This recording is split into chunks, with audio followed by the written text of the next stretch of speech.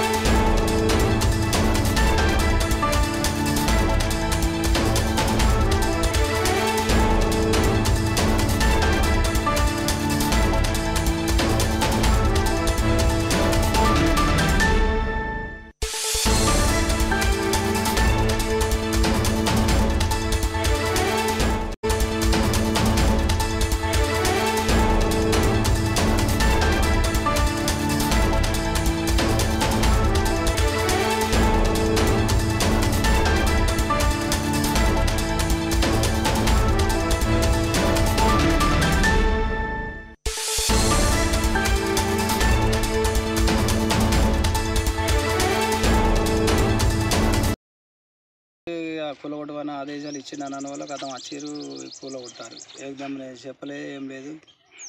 ఓ 2-3 రోజుల ముందు చెప్పినా కానీ మేము అన్న ఇల్లు కాల్ ఏదైనా చేసుకున్నాం. ఇక్కడ బండి ఉండే సార్, మొత్తం బండి ఉంటే మొత్తం బతులు పెట్టించుకుంటా బండి అంతా సాఫ్ చేసుకున్నా. 1 నెల పట్టింది. 1,80,000 దాకా అయినాయి సార్. చేసుకొని చేస్తే ఎంత దండం దాశాన్ని పెట్టి ఎంత ఇది చేసినా అని ఏడ్చినా కానీ వాళ్ళు ఆపలే.